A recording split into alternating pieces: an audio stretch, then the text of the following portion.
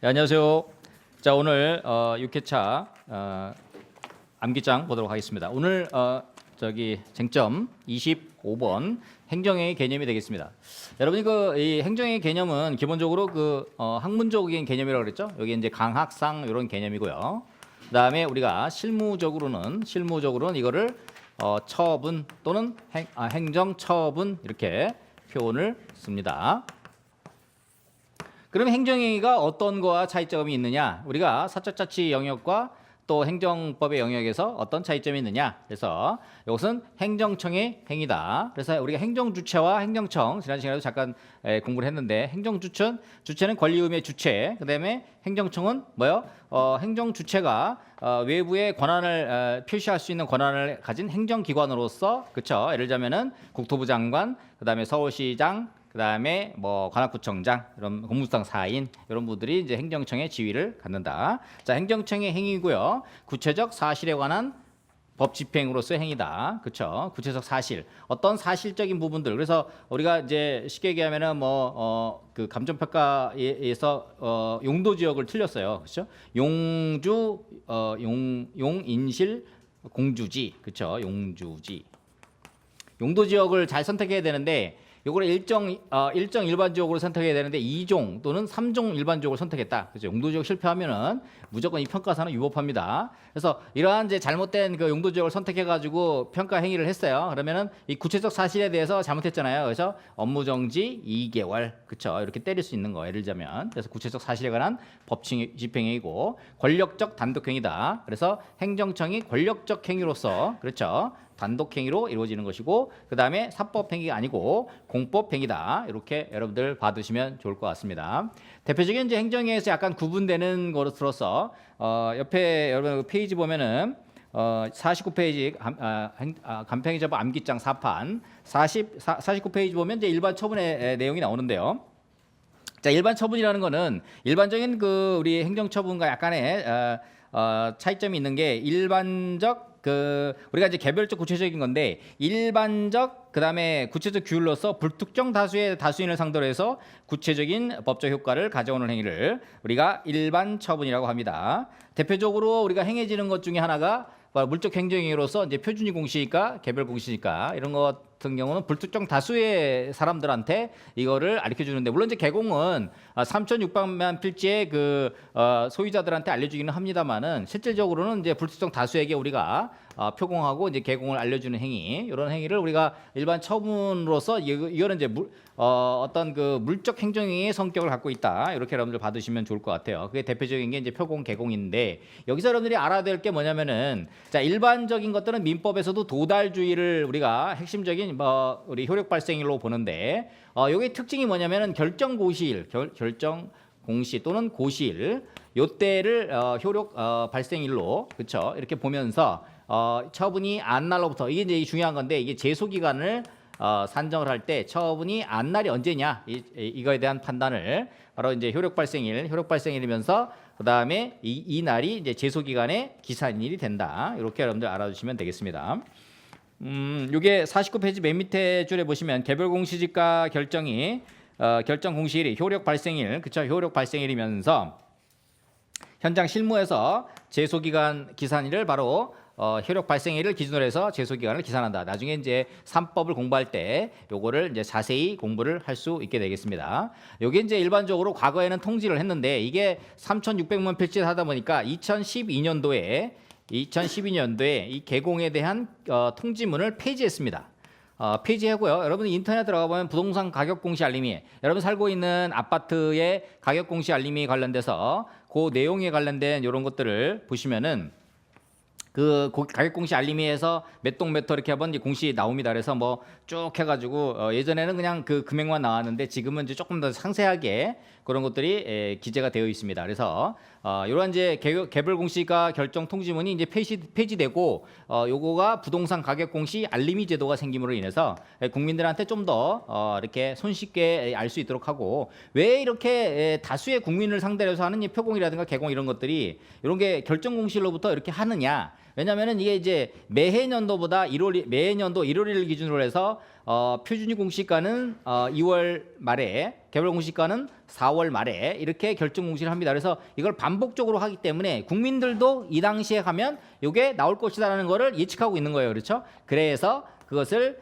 결정 공시할 때 효력이 발생하도록 하고 그 기준 시점에 일괄적으로 제소기간의 기산일을 삼도록 한 것이죠. 그렇죠? 그래야 보통은 도달주의, 보통은 민법이나 일반 행정처분의 효력 발생일은 도달주의를 채택하고 있습니다. 민법하고 그 다음에 우리 행정법은 도달주의를 채택하고 있는데 일반 처분 이런 이 물적행정위 같은 이런 그 표공, 개공 이런 거 같은 거 우리 시험에 나오는 거 위주로 말씀드리는 겁니다. 자, 이런 것들은 도달주의 원칙을 채택하고 있지 않고 바로 결정 공시일날 바로 효력 발생일이 되면서 이날이 바로 처분이 있음을 안 날로부터. 그래서 나중에 제소기간 여러분들 보시면은 보통 행정소송법에서 제소기간 제20조에 규정되어 있는 게 안 날로부터 90일, 그 다음에 있은 날로부터 지금 1년 이내에 이때 이제 행정소송을 제기한다. 그렇죠? 이렇게 제소기간을 행정소송법 제20조에서 규율을 하고 있습니다. 그런 특징 때문에 이제 이런 내용이 여기에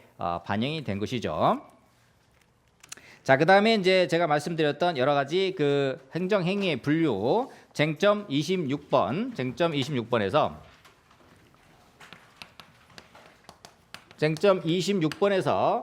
행정행위 분류 관련돼서 제가 여기서 법률적 행정행위는 명정적 행위, 그 다음에 형성적 행위, 그 다음에 준범죄 행위는 뭐 확공통수. 이게 이제 이론적으로 이제 공부를 해두시는 거는 필요해요. 그렇죠? 이거에 대해서 자 법률적 행정행위, 그 다음에 준법률적 행정행위. 자 법률적 행정행위는 명령적 행위하고 형성적 행위가 있다. 그렇죠? 자 명령적 행정행위는 하명, 그렇죠?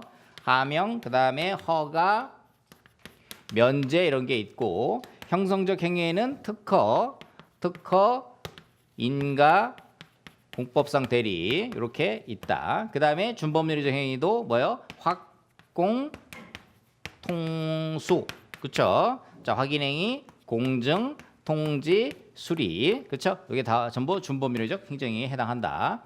근데 이제 행정행위 분류 자체를 이걸 뭐 표를 만들어가지고 막 달달달달달 외우는 게 핵심이 아니라 이게 우리 2차 시험에서 어떤 부분들이 출제가 되는 거가 핵심이라고 말씀을 드렸습니다. 자, 우리 3법에 있는 행정행위에서 시험이 출제가 되고 있는 게 자, 사업인정, 자, 그다음에 수용재결. 요 사이에 들어가 있는 시험에 나오는 핵심적인 또 처분이 또 하나 있죠? 뭐가 있냐? 협의, 성립, 확인. 요게 하나 들어가 있고 또 하나 재결, 신청, 청구, 거부 내지는 부작위. 요게 기출이 된 내용이 되겠습니다. 자, 그다음에 수용재결, 그다음에 표공, 개공, 그다음에 각종 우리 감정평가사들은 법인에 대한 징계 이렇게 돼 있는데요. 자, 그러면은 요거를 따져서 보면은 시험에 여기 많이 나오는 게 요 사업인정, 그다음에 수용재결보다 요게 특허, 그렇죠? 요거 특허다. 이렇게 분류를 보면 법률행위적 행정행위 중에서 형성적 행위로 특허다 이렇게 보시면 되겠고, 그 다음에 표공, 개공 요거는 그냥 일반적인 저기 앞에서 본 것처럼 물적 행정행위, 그렇죠? 여기 앞에 전에 페이지 앞에 넘겨보셔도 물적 행정행위 관련된 거 내용이 있죠. 그래서 물적 행정행위 처분의 상담이 특정이 되는 경우가 있는데 이런 경우들은 뭐 처분의 상담이 특정되지 않고 어떤 물적인 이런 내용에 관련된 법률 효과를 발생시키도록 하는 거, 그렇죠? 기본적으로 이제 사람이 어떤 행위를 해가지고, 그렇죠? 그에 따라서 어떤 사람에 대한 효과가 발생하는 것이 이제 일반적이에요, 그렇죠? 사업 인정이 생기게 되면은 토지 보존 의무가 생기고, 그다음에 사업 시행자는 수용권이 생기고, 그러니까 사람에 대해서 보통 사람이나 어떤 행정 주체에 관련된 또는 법률행위 당사자에게 어떤 권리 의무 이런 게 생기는데, 자, 이런 거 같은 경우는 이런 거 자체가 그 자체가 어떻게 보면 당사자에게 권리 의무 관계가 생기지 않고, 요거 같은 경우는 나중에 개공은 나중에 과표로 작용하고 표공 같은 경우는 어떤 보상 평가의 기준으로 작용하는 것처럼 이렇게 이제 기본적으로 어떤 법률 관계 당사자에게 어떤 효과를 발생시키지 않는 것을 우리가 물적 행정행위다. 대표적인 게 이제 표공, 개공 이런 것들이 이제 우리 시험에서 출제가 되는 부분이 있고, 요거는 야 징계 업무 정지, 대표적인 이제 업무 정지 같은 거 있죠. 너 하지 마라 해라 이런 것들이 있지. 이런 것들이 뭐예요? 이게 하명, 그렇죠? 이렇게 하명 이런 것들로 이렇게 볼 수가 있겠습니다. 그래서 여러분들이 이제 이제 행정의 분류 관련돼서는 이렇게 어떤 그 당사자의 의사 표시에서 효과가 발생하는 법률의 행위, 그런 의사 없이도 법적 요건만 발생하면 효과가 발생하는 준법률의 행정행위, 이렇게 중에서 이렇게 분류를 이렇게 쭉 한번 해보고, 그 다음에 이제 실제로 보면 시험에 우리 3법에 나오는 어떤 득점 포인트에 대한 이 처분이 뭐가 있냐, 그렇죠? 이런 행정행위가 뭐가 있냐 해서 사업인정 있고, 요거는 사업인정은 뭐예요? 요거는 국토부 장관한테 사업 시행자가 야 강제로 취득하기 위해서 어떻게 돼요? 요 구역에 구역을 정해서 사업 인정을 해주면 요 구역에 있는 피수용자들은 뭐예요? 신축, 증축, 개축, 대수선 이거 아무것도 못하게끔 하는 거예요, 그렇죠? 그래서 요 보상을 원만하게 하기 위해서 이렇게 신축, 증축, 개축, 대수선 이런 게 못하게끔 이렇게 딱 이렇게 구역을 정하는 것을 우리가 수용권 설정해서 하는 거를 사업 인정이라고 하는데, 요 사업 인정하고 수용 재결 요 사이에 협의 성립 확인이라 그래가지고 협의를 했어요. 협의를 했는데 변심을 할까봐 요거를 공중법인회에서 공중을 받아가지고 관토위에 수리하게끔 하게 되면은 요걸로 재결로 간주한다, 그렇죠? 재결로 간주한다. 이렇게 이런 규정이 있습니다. 토지보상법에. 여기 이제 여기 얘기하는 이제 재결을 말하는 거예요, 그렇죠? 그것도 요것도 처분이 되는 거죠. 요것도 처분이 되는 거고. 그 다음에 재결 신청 청구를 했는데 이걸 거부했다. 요것도 마찬가지 처분이 된다, 그렇죠? 그래서 거부에 대해서 거부 처분 취소 소송, 그 다음에 뭐 부작위에 대해서 뭐 부작위 위법 판리 소송 뭐 이런 법리가 이제 나오게 되는 거고요. 그 다음에 수용재결에 대해서는 별도로 뭐 우리 법에 뭐 83조 토지보상법 85조에 별도의 불복 규정이 있어서 이건 불복한다. 결국은 이런 처분들을 여러분들이 공부를 하는 이유는 딱 하나입니다. 뭐냐면은 어떻게 권리 구제를 받을 수 있느냐, 그렇죠? 처분이라는 개념을 공부하는 이유는 딱 하나입니다. 뭐냐면 처분에는 공정력, 강제력 같은 게 있어요. 그렇죠? 그러면 처분이 생기게 되면 국가와 국민 사이에, 행정청과 국민 사이에 권리의무 관계가 생기게 되잖아요. 그렇죠? 공법적, 거의 권력적 단독행위다 보니까 공권력에 의해서 나의 그 권리 의무가 상당히 침해되는 상황이 생기게 된단 말이에요, 그렇죠? 대표적인 게 이제 징계 같은 경우죠. 뭐 이런 것들이 생기게 되면 권리 의무의 침해가 생긴단 말이에요. 그러면 어떻게 권리 구제를 받을 수 있느냐? 어떤 행정행위가 여러분이 딱 나왔다. 제가 여기서 이건 어떤 행정행위입니다. 그러면은 꼭 생각해야 될 게 이 행정행위의 법적 성질이 뭐고 이것을 어떻게 권리 구제를 받을 수 있느냐, 그렇죠? 이거를 이 권리 구제 받는 방법이 제가 두 가지라 그래서 하나는 이 처분의 공정력을 깨버려 가지고, 그렇죠? 권한 있는 기관에 의해서 취소되기 전까지 이릉 유효하게 통용되는 힘이라고 하는 공정력을 깨든지, 두 번째 아니면 돈을 받아내든지 둘 중에 하나잖아요, 그렇죠? 돈을 받아내든지. 만약에 잘못된 징계 처분으로 인해서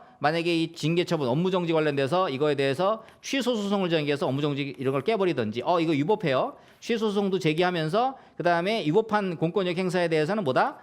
우리가 나중에 이제 국가배상 같은 걸 공부할 건데 국가배상을 받아낼 수 있는, 돈 받아낼 수 있는, 그렇죠? 그래서 어떤 처분이 있다 그러면, 요 처분이 등장했다 그러면 요 처분에 대한 권리구제를 어떻게 할 것이냐. 최근에 기출문제가 굉장히 많이 나오는 게 이 물적 행정행위는 표공과 개공에 대한 제소기간과 효력발생일, 제소기간, 소송의 대상, 이것이 무엇인가, 이런 것들이 출제가 많이 되었습니다. 왜냐하면은 다른 것들은 요거는 딱 떨어지지, 요거는 너무 쉬워. 사업인정 수용재결은 쉽지 않아, 그렇죠? 징계도 뭐 업무정지 당연히 이건 딱 쉽지, 이건 쉽지, 그죠? 근데 이게 어려운 거야. 표공하고 개공은 당사자의 어떤 권리 의무에 직접적인 영향을 미치지 않고 물적 행정행위로서 나중에 이게 이제 요거 같은 경우는 과세의 과표로 작용하다 보니까 요런 거에 아주 특이한 그 소외 대상과 제소 기간 이런 것들이 집중적으로 최근에 5년째 한 3번이나 출제됐어요. 그렇죠? 이거 뭐냐면은 여러분들이 백날 행정행위 막 이거 뭐다 정리했는데, 사실은 요런 그 구속진 3법에 있는 주속진 요런들이 출제가 되는 이유가 뭐냐면은 여러분을 떨어뜨리려고 그냥 이런 문제를 내는 겁니다. 그렇죠? 왜요? 이 추론 인원이 많다 보니까 이렇게 쟁점이 아주 깊이 있는 내용들을 시험을 출제를 해서 우당탕 이렇게 떨어뜨리는 거죠. 그렇죠? 왜냐하면 이제 하도 시험 출제 추론 인원이 많다 보니까 뭐 이런 출제 방식이 이제 요즘 행해지고 있는 것입니다. 그다음에 쟁점 27에 쟁점 27 기속행위와 그다음에 재량행위 있고요. 쟁점 28번이 판단 여지 되겠습니다.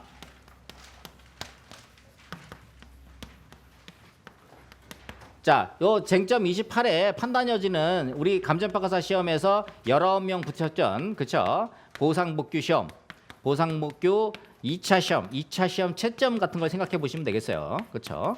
이거를 이제 판례에서는 판단 여지로 표현하지는 않고요. 이거를 뭐 자유재량이다. 그렇죠? 행정청의 자유재량이다 이렇게 표현을 함으로 인해서 사실상 판례는 이 판단 여지와 재량을 구분하지 않고 있습니다. 구분하지 않고 그냥 이것을 자유재량이라고 한다. 그렇죠? 이 고도의 판단 여지라는 게 이제 고도의 그렇죠? 어떤 뭐 기술적인 판단, 우리 2차 시험의 채점 행위 이런 거 같은 경우가 대표적인 판단 여지다. 이렇게 여러분들이 하시면 생각해 보시면 좋을 것 같고, 이거는 지금까지 시험에 한 번도 나온 적은 없습니다. 다만 우리 시험에서 2차 시험 19명 보상복규만 남기고 다 과락시켰던 이런 특이한 판례가 돌아가신 유태 교수님께서 2차 시험 냈던 요 사건이 하나 있다는 거, 그거만 여러분들이 기억을 해 두시면 되겠고, 요 기속행위 재량의 요 부분에 대해서 여러분들이 잘 이해를 해 두셔야 되는데요. 자, 기속행위는 규제도 있습니다만은 법에서 일의적으로 규정되어 있다. 그렇죠?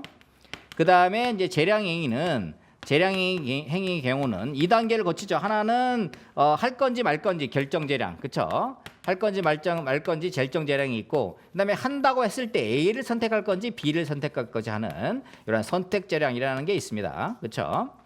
그래서 이제 이렇게 얘기하면 이제 관념적으로 들려가지고 여러분들이 이게 무슨 내용인지 잘 모르겠다 이런 생각이 들 수 있는데, 대표적인 예로 하나씩 들어서 설명을 드리면요. 부정한 방법으로 자격을 취득한 경우, 자, 부정한 방법으로 자격을 취득한 경우 뭐야? 컨닝한 거죠.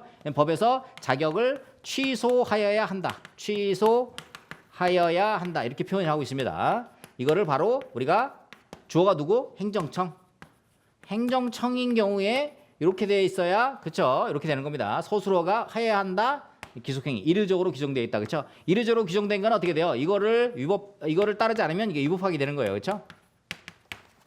자, 그래서 여기 교재에서 뭐 많은 얘기들이 있습니다만 요건재량, 효과재량에서 예전에는 이제 이런 학설의 논의가 있었는데, 지금은 이제 그 밑에 있는 검토에 있는 것처럼 판례는 이러한 그 뭐 요건재량, 효과재량 이런 거 가지고 판단하지 않고 법문의 표현 이런 걸 가지고 1차적으로 판단하고 기본권, 공익성 이런 것들을 종합적으로 판단한다 이렇게 보고 있습니다. 그래서 기속행위 관련된 거는 이렇게 일의적으로 규정되었을 때 이렇게 부정한 방법으로 자격 취소한 경우 이렇게 기속행위 하나 딱 기억해 두시면 되겠고요. 그다음에 이제 재량행위 같은 경우는 뭐예요?